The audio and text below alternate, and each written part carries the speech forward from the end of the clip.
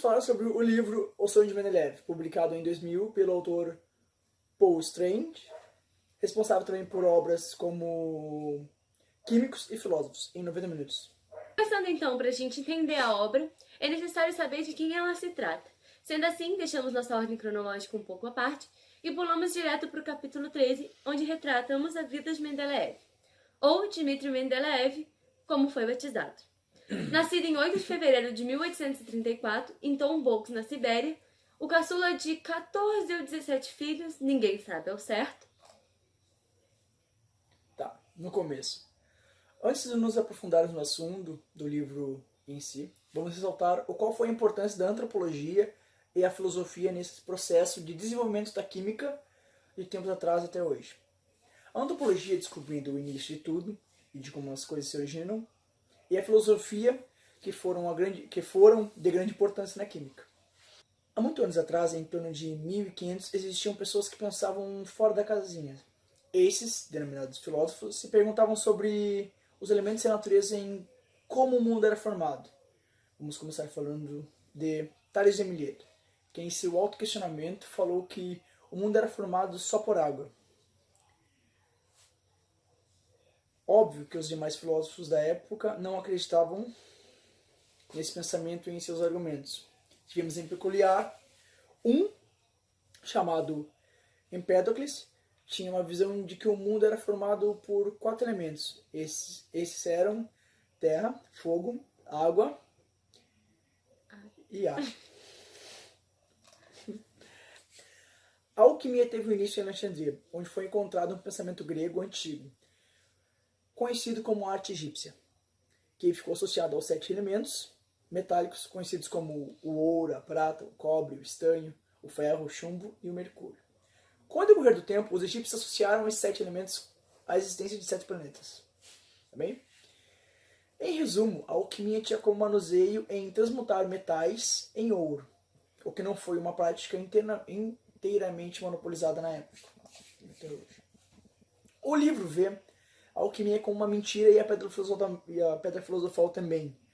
Mas foi por conta dessa curiosidade e tentativa de compreender a pedra filosofal que os alquimistas foram os primeiros a entender a natureza do ácido, o único ácido conhecido até então. O livro aborda também um filósofo conhecido como Paracelso, que nasceu na aldeia da Suíça, no final de 1493. Ele tinha necessidade de expor ao mundo seus ideais, sendo um desses a iatoquímica.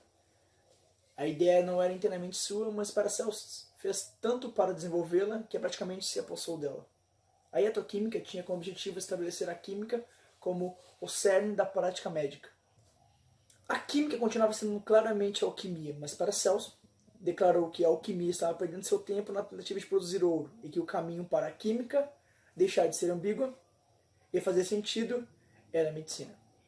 Antigamente se tinha um conceito errado sobre a Idade Média. Falava-se que era uma época incapaz de avanços científicos. Porém, foi a época onde se produziu a primeira aplicação científica do arco-íris, feita por Dietrich Freyberg. Aproximadamente um século depois, tivemos o Nicolau, um cientista cujas ideias deveriam mudar o mundo, mas só anos depois que essas ideias foram confirmadas.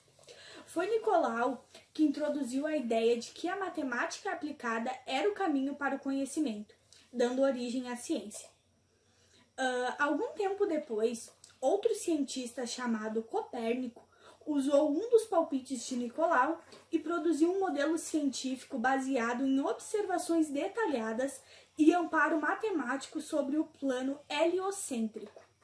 Anos depois, uma cópia do seu livro caiu nas mãos de Giordano Bruno, que futuramente assumiria a Revolução Copernicana. O Bruno adotou e proclamou a concepção heliocêntrica e também levou a ideia dele adiante. As ideias cosmológicas de Bruno eram idênticas à de Nicolau, mas devido ao Renascimento que já estava se instalando, as ideias dele foram mais científicas.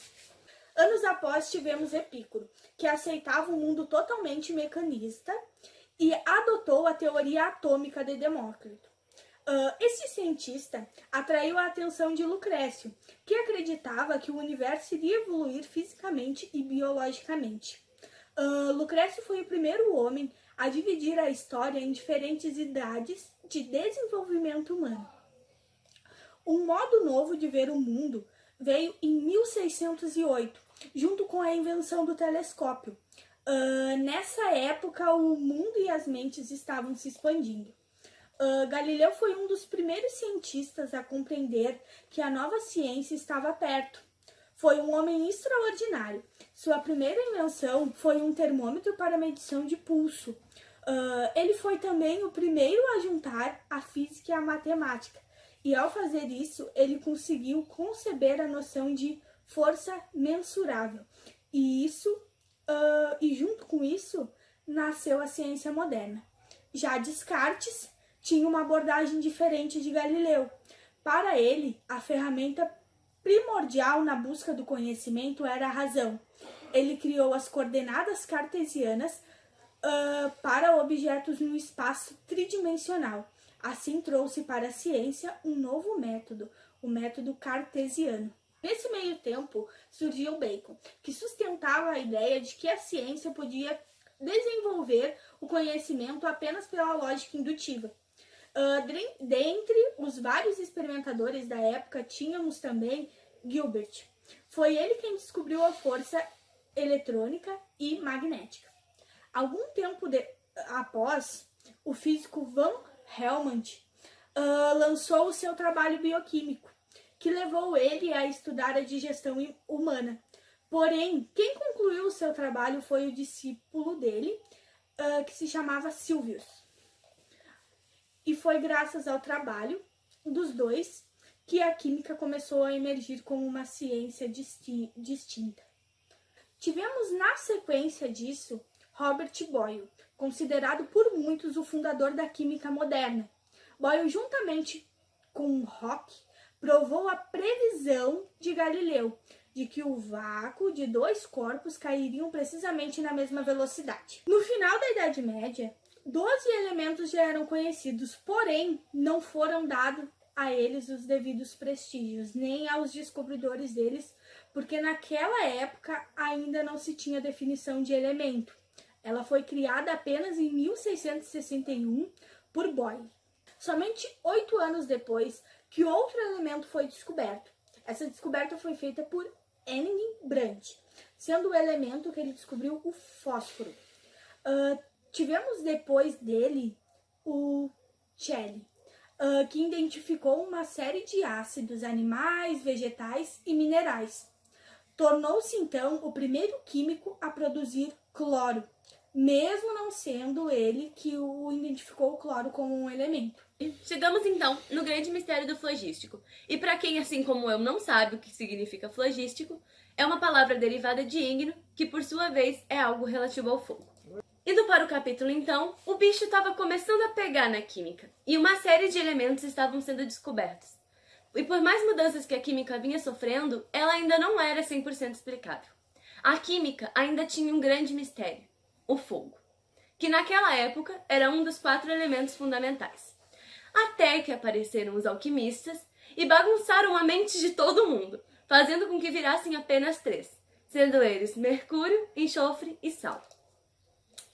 Porém, na segunda metade do século XVII, tivemos um carinha chamado John Becker, que possuía uma nova explicação para o fogo.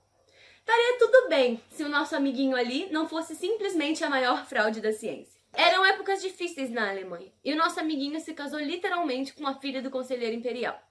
E de presente de casamento ganhou nada mais nada menos que o seu diploma de médico. Por que sido diploma? Estaria tudo até que razoavelmente bem, se Becker não tivesse, após ter sido preso na Austrália, decidido ir para a Holanda, onde o homem, pasmem, disse ao conselho que transformaria areia e prata em ouro. Sim, meus amigos, em ouro. Provando sua capacidade, então, o conselho cedeu a ele a prata de que ele precisaria para fazer o experimento. Só que o homem fugiu, minha gente. Porém, ele não era de toda ignorância. John Becker lançou, após sua fuga, um livro que falava sobre a sua teoria dos elementos. Segundo Becker, Toda substância sólida consiste de 3 tipos de terra, sendo a terra fluida, a lápida e a pínguis, que significa literalmente terra gorda. Só que a terra pínguis operava da seguinte maneira. Um pedaço de madeira originalmente composto de cinza e terra pínguis, quando queimado, a terra pínguis era liberada e deixava então a cinza. Finalmente, então, se emergiu um princípio que explicava uma das principais transformações que afetavam a matéria, a combustão. Seu livro teve impacto na química por mais de 100 anos, até que um outro homem chamado Gottlob Stahl descobriu, utilizando os conceitos abordados por Becker em seu livro, que na verdade a combustão nada mais era que o processo oposto à fundição. A intuição de Becker foi confirmada por Stahl pelo fato de que ele explicava também o enferrujamento em metais. Sendo assim, o enferrujamento era simplesmente a combustão, ocorrendo numa velocidade mais lenta. A essa nova teoria, Stahl deu o nome de flogístico. Após Stahl, tivemos então von Helmont, que foi quem propôs que, além de sólidos e líquidos, podia haver também um terceiro estado de matéria, denominado gás, que era em grande parte ignorado. Um dos primeiros químicos a investigar de fato esses gases foi Henryk Cavendish. Ele rapidamente isolou o flogístico e foi pioneiro, então, na pesagem dos gases. Tempos depois, um contemporâneo de Cavendish, chamado Priestley, notou que quando acendia uma mistura de ar e ar inflamável no balão, isso resultava numa umidade. Cavendish, então, se agarrou a esse sinal e reproduziu esse experimento em quantidades maiores de umidade, e descobriu que, na verdade, se tratava de água, significando, então, que a água nada mais era do que a combinação de 2 gases. Uma década depois, Lavoisier chamou esse gás descoberto de hidrogênio. Após a morte de Cavendish, Priestley passou então a seguir seus passos e começou a coletar seus gases em mercúrio ao invés de água. E foi isso que possibilitou ele então a descobrir o que ele denominou de ar deflogistado. Cavendish havia aparentemente descoberto o flogístico, comprovando assim a teoria elementar das 3 terras proposta por Becker. Como um mistério teoricamente decifrado, Lavoisier começou seus estudos com a combustão utilizando o ar deflogístico de Priestley. De uma maneira mais sofisticada, ele conseguiu descobrir que, na verdade, esse ar estaria em todo lugar. E então que ele descobriu que, quando uma coisa queimava, ela não liberava flogístico, e sim ar deflogistado. Lavoisier denominou esse ar, então, de oxigênio. Estava tudo indo bem. Porém, nessa época, começaram a surgir semelhanças que apontavam a existência de grupos e de substâncias com propriedades semelhantes. A química estava ficando enredada na nomenclatura. Nomes como oxigênio estavam sendo utilizados junto com nomes como ar fixo. Outro problema era que o mesmo elemento, em diferentes línguas, tinham nomes distintos. Várias foram as tentativas de organizar esses elementos descobertos, mas somente em 1869 isso estava se aproximando de ser concretizado, quando um professor da Alemanha lançou seu primeiro volume de livros denominados de Princípio da Química. Este homem nada mais era que Dmitri Mendeleev. No entanto, ele notou que para dar continuidade na sua obra, ele precisaria vincular esses grupos de elementos singulares. Porém, o homem era muito temperamental, e a cada tentativa errada, ele ficava mais bravo. E foi numa dessas tentativas errôneas que ele, listando os grupos já descobertos um após o outro na vertical, descobriu que, com exceção do telúrio, os elementos se acendiam. E foi nesse ponto que Mendeleev teve a brilhante ideia de escrever estes elementos em forma de fichas em branco, acrescentando seus pesos e propriedades químicas. Concentrado no mar de cartões à sua frente, o homem que gostava muito de jogar paciência notou que os elementos tinham muito a ver com a ordem das cartas, e assim ele criou o que ele denominou de paciência química. Foi quando, num belo dia de descanso de sua incansável tentativa de fazer com que a paciência química desse certo, que o nosso gênio Mendeleev adormeceu e, em seu sonho, ele viu uma tabela onde os elementos se encaixavam de modo perfeito. Ao acordar, nosso homem rapidamente escreveu no papel de maneira em que as propriedades se repetiam periodicamente, daí o nome tabela periódica. Apesar das anomalias visíveis, Mendeleev estava convencido de que a tabela daria certo. E até hoje, mesmo com os avanços da química, a tabela de Mendeleev é a base da química moderna. As premonições de Mendeleev de que sua tabela auxiliaria na descoberta das origens do universo se provou justificada. E em 1955, o elemento 101 da tabela periódica foi encontrado e foi denominado então de Mendeleev, em homenagem ao feito supremo de Mendeleev. E era isso, galera. Eu espero que vocês gostem do nosso vídeo. E até a próxima. Até mais. Beijo.